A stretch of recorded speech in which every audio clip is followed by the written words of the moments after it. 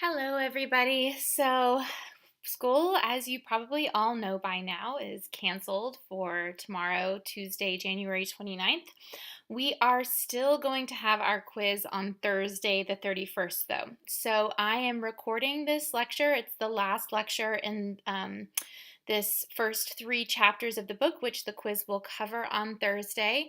And I will be available during our class hours, 9:30 to 10:45 a.m. tomorrow, to answer any questions. So I'll have the page open on YouTube. You can type your questions from your study guide or about this lecture or anything else pertinent to the quiz below in the comments section, and I will answer those during class hours tomorrow. You can also send me an email and I will get back to you before the end of the day tomorrow. Remember that if you want to earn an extra credit point for your study guide, to post it in iCollege under assignments, you'll see a little turn in a folder for your study guides. If you post them by Wednesday at 10 p.m., you will earn an extra credit point if the study guide is complete. If you're somebody who likes to study by writing out your notes, you are more than welcome to do that and like answer questions from the study guide just writing in a notebook or something. All you need to do is take a photo of your notes with your phone and post the PDFs to iCollege, and you'll still get your extra bonus point. Okay, so to finish talking about our lecture from yesterday, we started talking about attraction, and we kind of left off talking about physical attraction, other things that are included, like the way people smile at us, the way that they're being well spoken, the way they smell. All of those things sort of are kind of determine our attraction to somebody. So I want to talk to you a little bit more about if you're looking to score, if you're looking to get somebody to be attracted to you, and to let them know that you're kind of interested in them too. There are some things that we can do that are kind of not in line with maybe what popular culture would have us believe about what to do to get somebody's attention. So if you're trying to score a woman, research tells us that it's important to just be honest and respectful about your intentions. So if you approach a woman with like a cute line or an overly sexual or forward line, that it probably will reduce your chances of actually striking up a conversation with that person. But if you're kind of honest and respectful, if you just introduce yourself and say hi, it can be really helpful in terms of getting to the next phase with that woman. Now, if you're trying to tell a man that you're interested in him, it's much less complicated. Basically, you can say anything you want, and men are pretty receptive to nonverbal clues that signal interest, such as like touching on the arm, standing close, making eye contact. These things are called proceptivity, and they signal your interest through your nonverbals to any man that you might be trying to attract. Now, some people think that playing hard to get is a smart thing to do when you're trying to attract somebody. And there's some caveats around that. So, you actually don't like the idea that you want to make that person think that you're not interested in them is actually counterproductive to attracting somebody.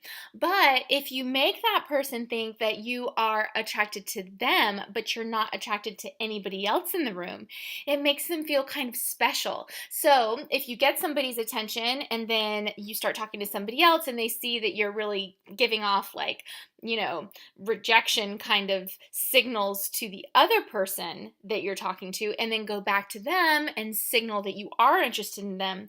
When you play hard to get with everybody else in the room, it makes that person feel special. It actually might increase your mate value, like we talked about last week a little bit. They might think that lots of people want you, but you only want them. And so that can increase attraction as well. So let's say you've done everything right. You've got this high mate value. You've got the right scent. You're attractive. You got that small nose and broad forehead, whatever it was we were talking about. um, and you get their attraction. Okay, so you've got that initial attraction. What happens next? Well, there are a lot of things that are beyond physical attraction that make our connections last longer than just that initial attraction. So, one of the big things that we know that help relationships go into sort of a longer term lifespan is similarity. So, similarity is hugely important when we're thinking about wanting to be in long term, intimate relationships with people. And similarity includes similarities in our social and political attitudes.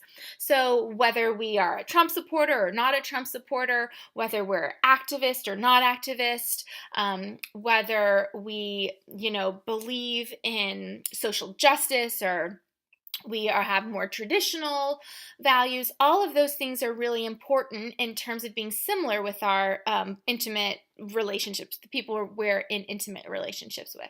So, kind of along those same lines, it's really important to have similar values as our close friends and families and romantic partners. Values are kind of hard to recognize sometimes, but they include things like how much you care about autonomy versus interdependence. So, are you a more independent person, or do you care about more independence, or do you care about more interdependence? Do you care about loyalty? Do you care about what else? Ambition. All these things are sort of our values that we want to share with our partners. We also want to have similar interests so that there's things that we can enjoy doing together. You don't want to have, your favorite thing in the whole world is sports and you wind up in an intimate relationship with somebody who hates sports. Presumably, if you love sports, a lot of your time will be spent watching sports or participating in sports. And so you don't want to have that person who you're in a relationship with be excluded from these things that you find really interesting. We also look to demographics in terms of similarity when it comes to which kinds of intimate relationships last. So, in terms of age, ethnicity, education, religion, social class, all of these things help increase the likelihood that a relationship will last long term if people are similar on these fronts. So, typically, we don't think of, 80-year-old men dating 30-year-old women that relationship will last very long. Not only because the 80-year-old will probably die pretty soon.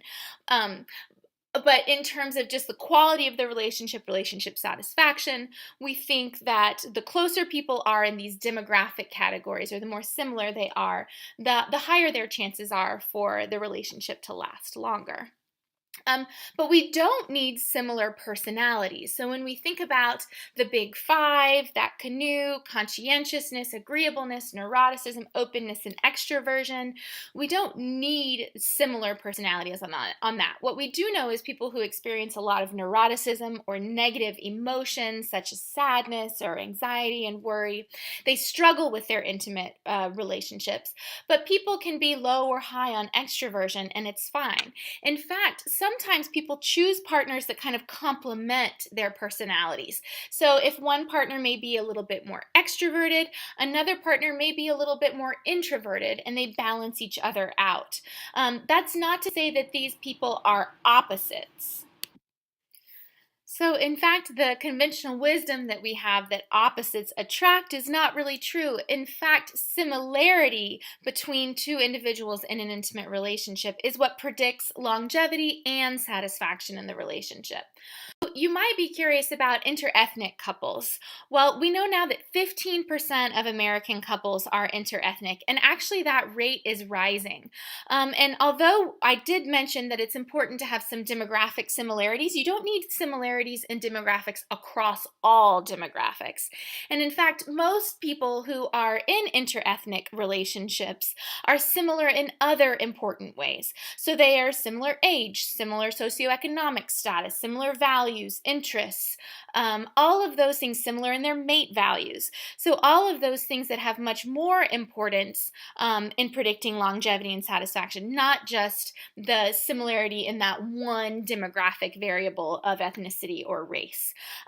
What we do know about individuals in interethnic couples is that typically before they entered into that relationship, they had closer contact with other ethnicities. So people who were raised in a more diverse environment are more likely to be in interethnic couples than those who were raised in an environment that looked very homogeneous or similar. Everybody in that in their childhood or in their school where they grew up or their neighborhood kind of looked the same or was from the same ethnic or racial background. So that's one difference that we know about individuals in interethnic couples. Everything else is pretty much the same though. So they have similar relationship outcomes, similar satisfaction, similar longevity. There aren't a lot of differences that we see in terms of the actual intimate relationship itself between those who are in same race or same ethnicity relationships and those who are in interethnic or interracial relationships. And I want to mention something else in terms of gay and straight relationships. I haven't made a big distinction between those yet in these first 3 chapters. And the truth of the matter is that there isn't a big difference, that our intimate relationships, our attraction, our values, our similarity, our proximity, all of those things are playing out in straight couples as well as gay couples. So same-sex and opposite-sex couples, the actual relationships themselves are really playing out in a very similar way. So it's important that we think about some differences that occur. We want to know, we see some differences in how often same-sex male couples have sex at the beginning of the relationship. We see some important differences in how same-sex same-sex couples are meeting one another, which is more online. But opposite-sex couples are meeting more online now too, and it's just sort of starting to catch up. So although there are some small differences and maybe important differences to look at in terms of like how people meet and the things that are happening in the relationships like sex, truly intimacy develops the same way for all human beings. These aspects of attachment and personality and culture and all of these things are equally important for opposite sex couples and same-sex couples. So they're overall extremely similar in terms of how these relationships play out, satisfaction, longevity. There aren't really hugely significant differences in the research that we have to date. So I want to talk to you about this theory. It's called stimulus value role theory. And it's the idea that certain characteristics of the people who we are in intimate relationships with are important depending on where we are in that relationship. So there's this idea that there's 3 kind of stages in our relationships. The first one is the stimulus stage, where attraction is hugely important. So the stimulus stage is what arouses our stimulation. How do we get physically stimulated by another person and attracted to them? So this attraction is sparked by their age, their looks, the way they present themselves, all the things that we've kind of been talking about up to this point that sort of spark that initial attraction to somebody. And that's the stimulus stage. We're looking what stimulates us about the other person. It's right off the bat from the very beginning. And attraction right in the very beginning is pretty important. But the stimulus stage is quick. So we initially get attracted to somebody, but we need something else to hold our attention and to keep us in that relationship. And that's when we start moving into the value stage, where we're not just attracted to that person, we're actually starting to form an attachment to that person. And this is where similarity comes in. So in order to develop this attachment to somebody, we want to find a partner, some similarities in our values and beliefs, our worldviews, politics, the way that we view relationships and who does what in the relationship. And then if we can develop that attachment, we've got the attraction in the stimulus stage, now we've got the attachment in the value stage, that kind of unfolds into this commitment stage. It's called the role stage, where we are really deciding if we're going to be committed to this person. And this is based on the performance that that person does in a certain role in the relationship. So, do I see this person as somebody who would be a very good husband, or a good father, or a good provider, or a good emotional support, or a good nurturer? How do I see this person fulfilling the role that I need them to fulfill in my life in terms of our relationship?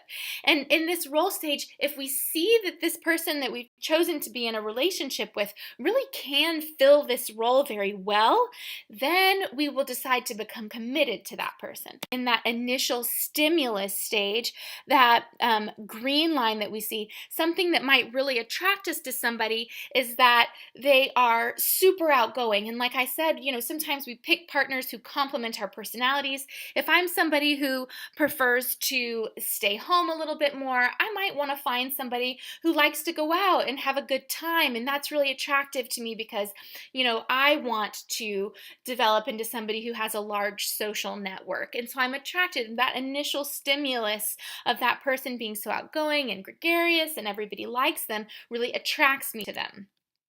Well, just like with Ben and Jen, maybe his, party boy, everybody loves him, let's go out and have a great time, super fun. In the initial stages of the relationship that attracted Jen to Ben, later she sort of realized, oh, this is not extroversion and loving to have a good time.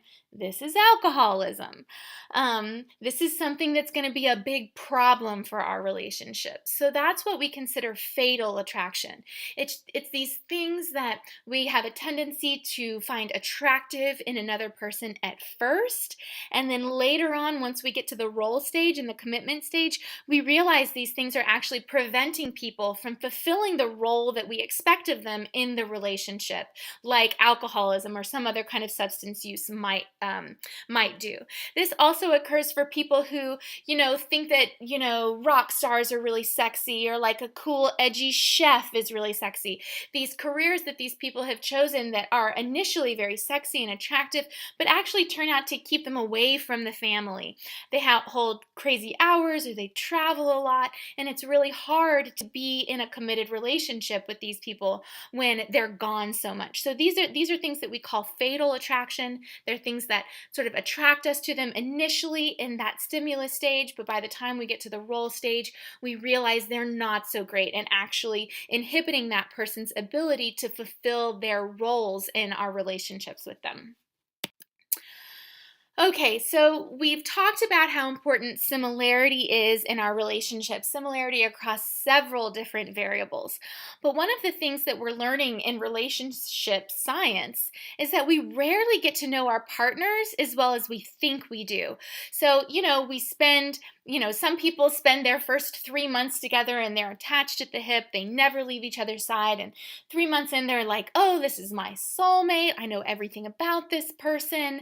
And then 15 years down the road, when you've been together for 15 years, you're looking back and you're thinking, why did I marry this person? I know nothing about them, or they've changed, or I never realized something about them. And it's because we actually don't ever really get to know our partners as much as we think we do. And this might have something to do with the fact that our perspectives are more important than reality. So our perception of similarity is actually more important in terms of our relationship satisfaction and relationship longevity than the actual reality of our similarities. So if I meet somebody and I decide, oh, we find one thing in common, and I think, oh my gosh, we're so similar, we're going to be best friends forever, we think the same way about things, I might just hold on to that. My curiosity for that, learning more about that person, might decrease because I feel like I know what I need to know. We're super similar. We're going to have great relationships. And actually, that perception is what predicts our satisfaction and longevity, our relationship outcomes, more than the actual similarity. So it's really important for us to think that we're really similar to our partners. In reality, we may not know them as well as we think we do, and the actual similarity may be very different. But as long as we think that we're very similar, we have an increased chance of the relationship actually working. Now, that's not to say that actual similarity doesn't matter in a relationship. And what we find is we kind of want we have this self serving bias, we have this self fulfilling prophecy that we assume or we think that we're more similar with our partners than we are. But because we think that, over time, we really do start becoming more similar. So our brains want to have the reality that we perceive be the reality that's in the objective real world. We want those things to match. We want what's happening in our internal thoughts to match what's happening in the external world. So we then become more similar with our partners. So in fact, dissimilarity decreases over time as we stay in these relationships with people. We have these shared experiences. We really want compatibility. We want to be similar. So we start changing ourselves over time to be more similar to our partners.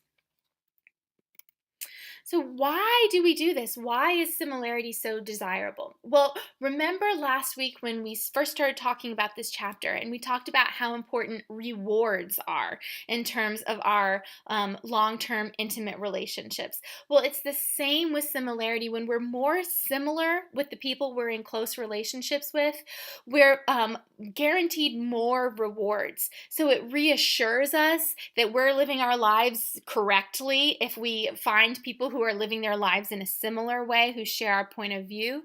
It reinforces our point of view, which feels good when our friends and partners, when we say something to them and they're like, yeah, I totally agree with you. You're absolutely right about that.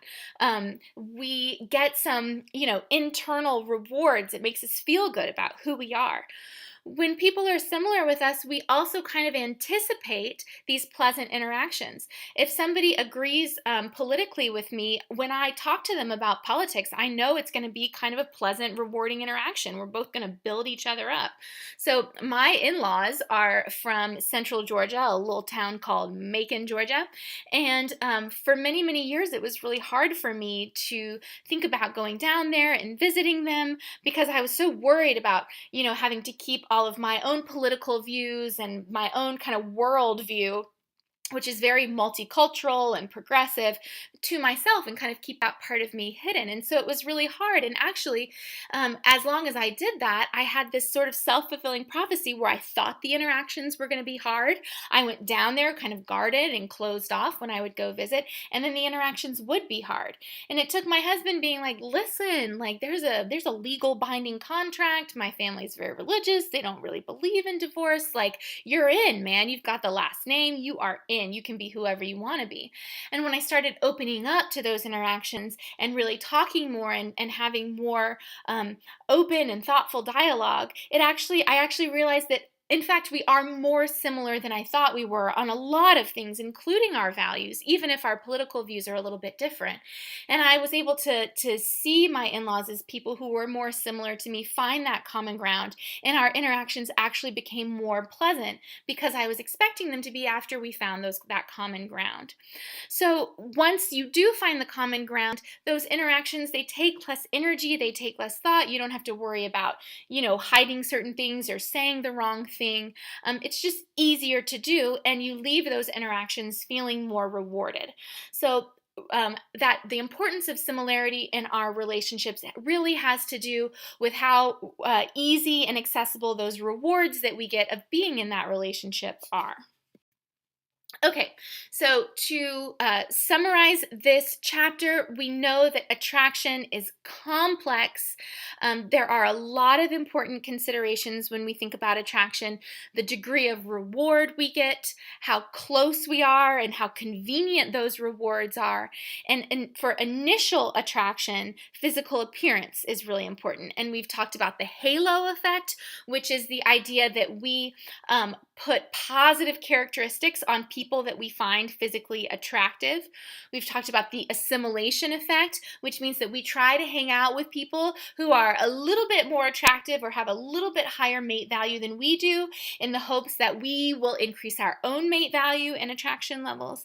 And we also talked about that attractiveness leniency effect with old Mr. Meeks there, that when people who do something, attractive people who do something wrong, get more lenient punishments, they get more less severe diagnoses, that kind of thing, when they're more attractive. We also know that similarity plays a really important role in continued intimate relationships after the initial attraction, that in order to develop that attachment and commitment, we need a lot of components of similarity, and that also are a predictor of an attraction as well.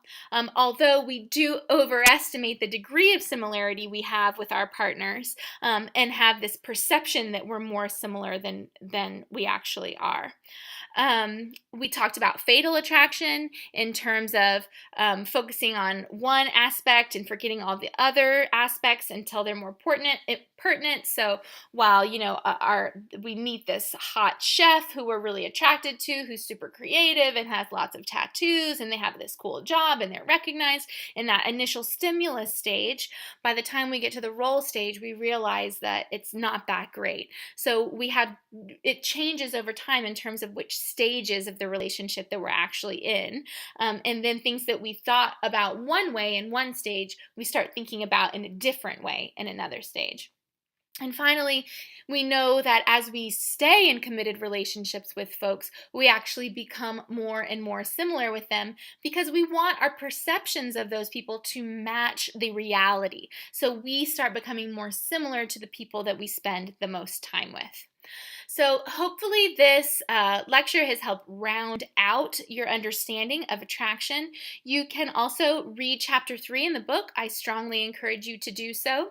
And you can type questions below in the comment box on this YouTube video. And during the hours of 9:30 a.m. to 10:45 a.m. tomorrow, I will be on there, and I will be happy to answer any questions that you have regarding this chapter or chapters 1 and 2, anything that you might think might be on the quiz that still feels a little confusing to you, including helping you think through some of the questions on the study guide. I will also be available by email. If you have questions that you'd rather not put up on the YouTube video on this page, please feel free to email them to me. If you get them to me by close of business tomorrow, or anytime on Wednesday before 5 p.m., I can email them back to you, so you'll have some time to study Wednesday evening. After 5 p.m. on Wednesday evening, I may check my email, but there's no guarantee. So after that, I'll just see you on Thursday morning in our classroom at 9:30 for the quiz. Please remember that if you show up late and somebody has already left the quiz, the classroom, you will not be able to come in, because it won't be fair. That would give you the opportunity to know what some of the questions are on the quiz and some extra time to study. So please come on time to class on Thursday.